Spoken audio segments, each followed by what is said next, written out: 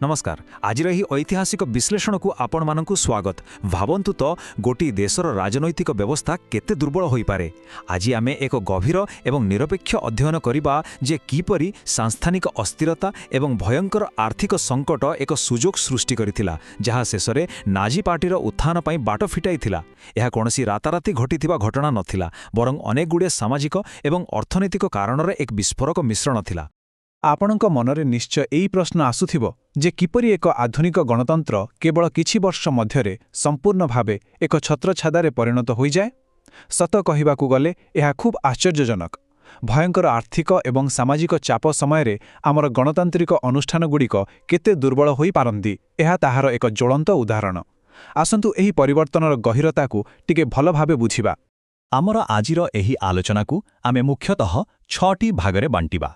प्रथमे मानसिक उग्रवाद, द्वितीय वाइमार साधारणतंत्रर आर्थिक पतन, तृतीय जनप्रियतावादी हस्तक्षेप, चतुर्थ राष्ट्रीय संस्थागुड़िक उपरे नियंत्रण, पंचम आर्थिक सुधारर भ्रम एवं शेषरे षष्ठ बिंदुटी हेउछि एकछत्रवाद ओ एहार विनाशकारी परिणाम। तेबे आसंतु आमर प्रथम विषयरु आरंभ करिबा, मानसिक उग्रवाद बा साइकोलॉजिकल रेडिकलाइजेशन। आपण जानिचंती कि हिटलरଙ୍କ प्रारंभिक जीवन किपरि थिला। ऑस्ट्रियार वियना सहर तांको विचारधारा गठन में एक बहुत बड़ भूमिका ग्रहण करिथिला। पिलादिने तांको बापांकर अत्यधिक कठोर अनुशासन तांको मनरे प्रतिष्ठित व्यवस्था प्रति एक प्रकार विद्रोह सृष्टि करिथिला। परे जेतेबेले से कला क्षेत्र में कैरियर गढ़िबारे संपूर्ण विफल हेले, वियनारे से बहुत कष्टकर समय काटिथिले। ठीक एतिकी बेले ही से कार्ल लुएगरଙ୍କ भली नेतांक जनप्रियतावादी एवं उग्र जिहुदी विरोधी भाषण संस्पर्शरे आसिथिले। निजर व्यक्तिगत नैराश्य एवं आर्थिक संघर्ष एसबु मिसी तांको भितरे उग्र जातीयतावादर मूलदुआ पकाइथिला। से निज विफलतार दोष अन्यमानंको उपरे लदिबा आरंभ करिदेले। एही उग्रवाद प्रथम विश्वयुद्धरे जर्मनीर पराजय परे आहुरी भयंकर रूप नेला। सेतेबेले गोटे बड़ मिछा प्रचार करागला, जाहाकु आमे डोल्ट स्टोसलेगेंडे बा पिठिरे छुरा मारिबा मिथ्या बोली कहूँ। यह संपूर्ण रूपे एक कोपड़कल्पित कहानी थिला जे जर्मन सेना युद्धक्षेत्र में हारि नथिला, बरं देश भितरे थिबा राजनेता, मार्क्सवादी एवं जिहुदी मानक द्वारा विश्वासघातकतार शिकार होइथिला। भावन्तु तो एही गोटिए मिछा कहानी समग्र जातीय अपमानकू एक शक्तिशाली राजनैतिक अस्त्रे परिणत करिदेला। लोकंग भितरे थिबा रागकू एक नुआ एवं विपज्जनक दिग मिलिगला एवं ता सहित जोड़ी होइगला वर्साइल्स चुक्ति। एही चुक्तिर शर्तगुड़िक एते कठोर थिला जे यह परिस्थिति को संपूर्ण विस्फोरक करिदेला। धारा 231 अनुजाई युद्धर संपूर्ण दोष केवल जर्मनी मुंडरे लदी दियागला। अकल्पनीय आर्थिक जोरिमाना, बहु अंचलर क्षति एवं सेना को संपूर्ण निस्तेज करि दियागला। एही चुक्ति जर्मन समाज रे जो गभीर अपमान एवं हताशा सृष्टि कला, ताहा ही एही उग्रवादी विचारधारा को बढ़िबा पई एक प्रकार खत सारार काम कला। एबे आसंतु देखिबा आमर द्वितीय विषय, वाइमार साधारणतंत्रर आर्थिक पतन। यह एक गुरुत्वपूर्ण मोड़ थिला। गोटिए पटे वाइमार सरकार कठोर वास्तवता थिला। 1929 मसीह शेयर मार्केट धसीजा फल ग्रेट डिप्रेशन बा महामांदे आसिला। देखु देखु लक्ष लक्ष लोक बेकार होईगले। बैंक सबु गोटिका परे गोटिए बंद हेबारे लागिला। आउ सेही भयंकर हाइपर इन्फ्लेशन लोकंक संचित टंका को केवल कागज खंडरे परिणत करदेला। किंतु अन्यपटे नाजी पार्टीर आकर्षणीय जनप्रिय प्रतिश्रुति।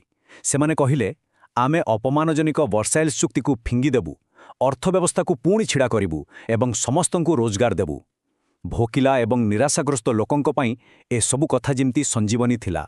आपण टिके तथ्य को ध्यान देई देखंतु। एथिरु स्पष्ट जना पडुछि जे आर्थिक संकट नाजी पार्टी को किपरि सीधासळख फायदा देइथिला। 1928 मसीह सेमानकर भोट मात्र 2.6% थिला, किंतु आर्थिक संकट आरंभ हेबा मात्रे 1930 रे यह हठात लंफ मारी 18.3% को वृद्धि पाइला एवं 1933 सुधा यह 43.9% रे पहुंचिला। आर्थिक दुर्दशा एवं बेकारी समस्या किपरि उग्रवादी शक्तिमानों को क्षमता को आनिपारे यह तार सबुठु बड़ प्रमाण। यह आमको नहीं जाए तृतीय भागकू, जनप्रियतावादी हस्तक्षेप बा पॉपुलिस्ट मैनिपुलेशन। लोकंक मनस्कतत्व सह किपरि खेळागला ताहा बुझिबा निहाती दरकार। आल्फोन्स हेक नामक जणे पूर्वतन हिटलर यूथ सदस्यंक एही कथाको टिके शुणन्तु। से वर्णना करिसन्ति जे हिटलरंक भाषण शुणिबा समयरे किपरि एक जातीयतावादी उन्माद सृष्टि होउथिला, जहा लोकंकु एकदम सम्मोहित करि देउथिला। ହିଟଲରଙ୍କର ବକ୍ତୃତା ଦେବାର ଶୈଳୀ ଏତେ ଶକ୍ତିଶାଳୀ ଥିଲା ଯେ ସେ ସାଧାରଣ ଲୋକଙ୍କ ଦୁଃଖ ଅକ୍ରୋଧକୁ ଖୁବ୍ ସହଜରେ ନିଜ ସ୍ୱାର୍ଥରେ ଲଗାଇ ପାରୁଥିଲେ। ସମସ୍ୟା ପାଇଁ କେବଳ ଗୋଟିଏ ନିର୍ଦ୍ଦିଷ୍ଟ ଗୋଷ୍ଠୀଙ୍କୁ ଦାୟୀ କରି ସେ ଏପରି ଏକ ପରିବେଶ ସୃଷ୍ଟି କରୁଥିଲେ ଯେଉଁଠି ଲୋକଙ୍କ ଭିତରେ ଯୁକ୍ତି ଅପେକ୍ଷା ଆବେଗ ବେଶୀ କାମ କରୁଥିଲା। ଏହା ଥିଲା ଭିଡ଼ ମାନସିକତାକୁ ନିୟନ୍ତ୍ରଣ କରିବାରେ ଏକ ଅଦ୍ଭୁତ ଏବଂ ଭୟାନକ କ୍ଷମତା। ଆଉ ଏକ ଶବ୍ଦ ଯାହା ଆପଣ ବାରମ୍ବାର ଶୁଣିବେ ତାହା ହେଲା ଲେଭେନ୍ସରାଉମ୍, ଯାହାର ଅର୍ଥ ହେଉଛି ବଞ୍ଚିବା ପାଇଁ ସ୍ଥାନ। ଏହା ଖାଲି ଗୋଟିଏ ଶବ୍ଦ ନଥିଲା ଆଜ୍ଞା, ଏହା ଥିଲା ପୂର୍ବ ୟୁରୋପରେ ଜର୍ମାନ ଲୋକଙ୍କ ପାଇଁ ଅଧିକ ଅଞ୍ଚଳ ଦଖଲ କରିବାର ଏକ ସୁଚିନ୍ତିତ ଓ ହିଂସ୍ର ଲକ୍ଷ୍ୟ। ମାଇନ୍ କାମ୍ପ ବହିରେ ବର୍ଣ୍ଣିତ ଏହି ଲକ୍ଷ୍ୟ କିପରି ଜଣକର ବ୍ୟକ୍ତିଗତ ରାଗ ଏବଂ ନୈରାଶ୍ୟକୁ ଏକ ସମ୍ପୂର୍ଣ୍ଣ ଦେଶର ହିଂସ୍ର ଭାଗ୍ୟରେ ପରିଣତ କରିଦେଲା, ତାହା ଭାବିଲେ ଆଶ୍ଚର୍ଯ୍ୟ ଲାଗେ। ଏହା ଲୋକଙ୍କୁ ଏକ ସ୍ୱପ୍ନ ଦେଖାଉଥିଲା ସତ, କିନ୍ତୁ ସେ ସ୍ୱପ୍ନର ମୂଲ୍ୟ ଥିଲା ଅଜସ୍ର ରକ୍ତପାତ। ଏବେ ଆମେ ଚତୁର୍ଥ ବିଭାଗରେ ପହଞ୍ଚିଲୁ, ରାଷ୍ଟ୍ରୀୟ ସଂସ୍ଥାଗୁଡ଼ିକ ଉପରେ କିପରି କବ୍ଜା କରାଗଲା। ଭାବିଲେ ଆଶ୍ଚର୍ଯ୍ୟ ଲାଗେ ଯେ ମାତ୍ର 18 ମାସରୁ କମ୍ ସମୟ ଭିତରେ ସମ୍ପୂର୍ଣ୍ଣ ବ୍ୟବସ୍ଥାଟା କେମିତି ଓଲଟି କଲା। ଜାନୁଆରୀ 1933ରେ ହିଟଲର ଚାନ୍ସଲର ନିଯୁକ୍ତ ହେଲେ। ଠିକ୍ ତା ପର ମାସରେ ଅର୍ଥାତ୍ ଫେବୃଆରୀରେ ସଂସଦ ଭବନରେ ଲାଗିଥିବା ନିଆଁର ବାହାନା କରି ସମସ୍ତ ନାଗରିକ ଅଧିକାରକୁ ବାତିଲ କରିଦିଆଗଲା। ତାପରେ ମାର୍ଚ୍ଚରେ ଆସିଲା ଏନେବଲିଂ ଆକ୍ଟ, ଯାହା କ୍ୟାବିନେଟକୁ ବିନା ସଂସଦରେ ଆଇନ ତିଆରି କରିବାର କ୍ଷମତା ଦେଇଦେଲା। ଏହା ଏକ ଛତ୍ରବାଦ ଆଡ଼କୁ ଏକ ଆଇନଗତ ରାସ୍ତା ଥିଲା। ଏବଂ ଶେଷରେ ଜୁନ୍ 1934ରେ night of the long knives ଜରିଆରେ ନିଜ ଦଳର ଏବଂ ବାହାରର ସବୁ ବିରୋଧୀଙ୍କୁ ହତ୍ୟା କରାଗଲା। ଗଣତନ୍ତ୍ର କେତେ ଶୀଘ୍ର ଧ୍ୱଂସ ହୋଇପାରେ ଏହା ଦେଖନ୍ତୁ। ଆଉ ବିରୋଧୀମାନଙ୍କର କ'ଣ ହେଲା? ଖୁବ୍ ଯୋଜନାବଦ୍ଧ ଭାବେ ସେମାନଙ୍କୁ ଗୋଟି ଗୋଟି କରି ରାସ୍ତାରୁ ହଟାଇ ଦିଆଗଲା। ପ୍ରଥମେ କମ୍ୟୁନିଷ୍ଟ ଦଳକୁ ଦମନ କରାଗଲା। ତାପରେ ଶ୍ରମିକମାନଙ୍କର ସ୍ୱରକୁ ଚାପି ଦେବା ପାଇଁ ସମସ୍ତ ଟ୍ରେଡ୍ ୟୁନିୟନକୁ ଭାଙ୍ଗି ଦିଆଗଲା।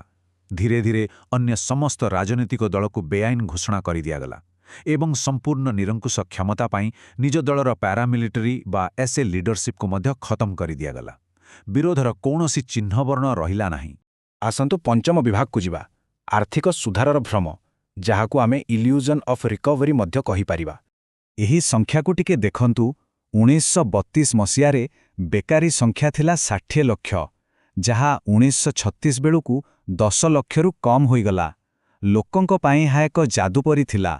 ସରକାର ବିରାଟ ଭିତ୍ତିଭୂମି ଯୋଜନା, ଯେପରିକି ହାଇୱେ ନିର୍ମାଣ ଏବଂ ବ୍ୟାପକ ଭାବରେ ଅସ୍ତ୍ରଶସ୍ତ୍ର ନିର୍ମାଣ କାର୍ଯ୍ୟକ୍ରମ ଆରମ୍ଭ କରିଦେଇଥିଲେ।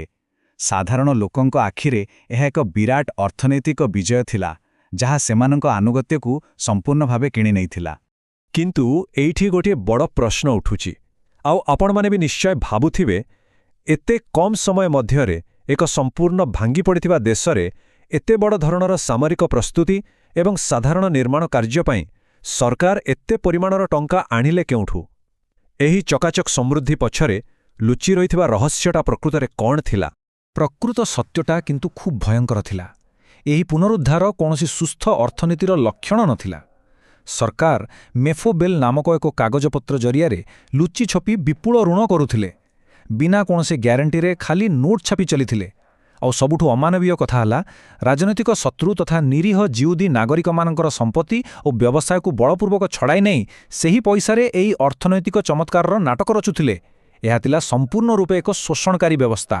ଏବଂ ଶେଷରେ ଆମର ଷଷ୍ଠ ବିଭାଗ, ଏକଛତ୍ରବାଦ ଏବଂ ଏହାର ବିନାଶକାରୀ ପରିଣାମ। ଯେତେବେଳେ ଦେଶ ଭିତରେ କ୍ଷମତା ସମ୍ପୂର୍ଣ୍ଣ ରୂପେ ନିଜ ହାତମୁଠାକୁ ଆସିଗଲା ଏବଂ ଅର୍ଥନୀତିକୁ ଯୁଦ୍ଧ ପାଇଁ ପ୍ରସ୍ତୁତ କରିଦିଆଗଲା, ଶାସନ ବ୍ୟବସ୍ଥା ଏହାର ଅସଲ ରୂପ ଦେଖାଇଲା। ଭର୍ସାଇଲ୍ସ ଚୁକ୍ତିକୁ ଖୋଲାଖୋଲି ଆଡ଼େଇ ଦିଆଗଲା ଏବଂ ଲେବେନ୍ସରାଉମ୍ ବା ସୀମା ବିସ୍ତାର ଆରମ୍ଭ ହେଲା, ଯାହା ସିଧାସଳଖ ଆମକୁ ଦ୍ୱିତୀୟ ବିଶ୍ୱଯୁଦ୍ଧ ଆଡ଼କୁ ଟାଣିନେଲା।